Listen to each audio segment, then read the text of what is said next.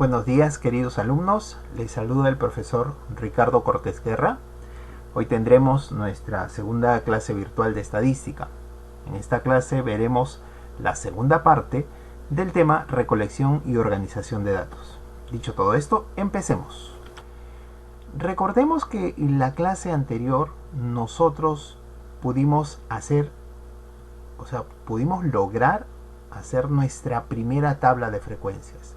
Aprendimos el método del conteo para que, teniendo un grupo sin ningún orden en especial, podamos nosotros ordenarlos a través del conteo, y definimos lo que es la frecuencia, que es la cantidad de veces que se cuenta cada elemento, ¿sí? Este inclusive es el mismo ejemplo de la clase anterior. Ahora lo que vamos a hacer es expresar cada frecuencia de cada dato que se obtiene del conteo como una parte del total de datos. A esto le vamos a llamar valoración porcentual. Es decir, en el lado izquierdo yo tengo a todos los animales que voy a agrupar. Ese total representa como si fuera el total de esta especie de pastel que está al lado derecho, ¿sí? Y cada uno de ellos representa una parte de ese pastel. Una forma de darnos cuenta qué parte representa de esto se hace usando lo que se llama la valoración porcentual. Dicho todo lo anterior, todo eso nos lleva a preguntarnos qué significa la palabra porcentual. La palabra porcentual viene de la palabra porcentaje. Entonces, ¿qué cosa es el porcentaje? Porcentaje es la cantidad que representa una parte del total.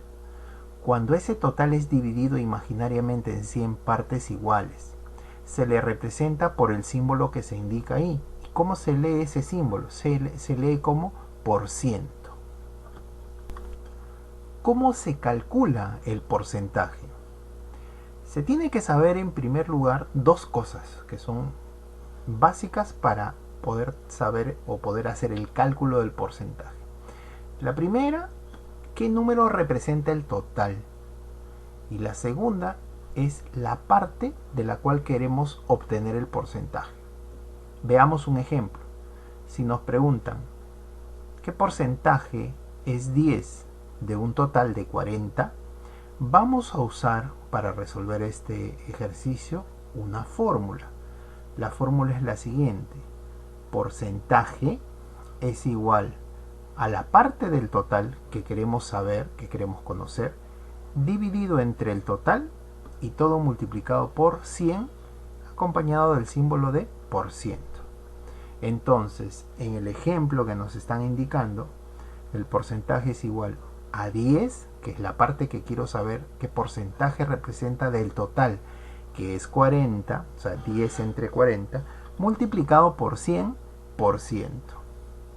10 por 100 nos da 1000, esto nos da 1000 entre 40, y 1000 entre 40 nos da 25. Entonces la respuesta es que 10 es o representa el 25% de 40.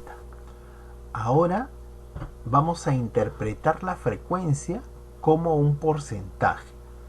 A esta interpretación se le llama frecuencia porcentual. Hay una relación cercana entre la frecuencia de cada elemento y la cantidad total de todos los elementos. Cada frecuencia puede ser representada como el porcentaje de la siguiente manera.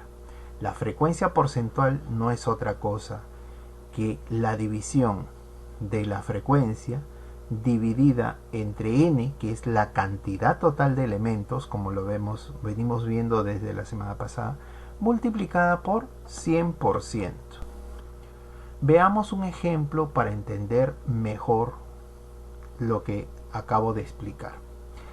En una encuesta efectuada a 40 niños del Colegio Cristo Morado, se les preguntó sobre la cantidad de horas que hacen uso de la televisión. Estos fueron los resultados. Como podemos ver, aquí hay una cantidad de resultados que, como nos damos cuenta, van en valores desde 1 hasta 4. Nos piden construir una tabla de frecuencias mostrando también las frecuencias porcentuales. Muy bien, demos solución a este problema. Usaremos el conteo para determinar las frecuencias y el total de elementos. Eso es algo que nosotros aprendimos la clase anterior, por lo cual no lo voy a desarrollar hoy.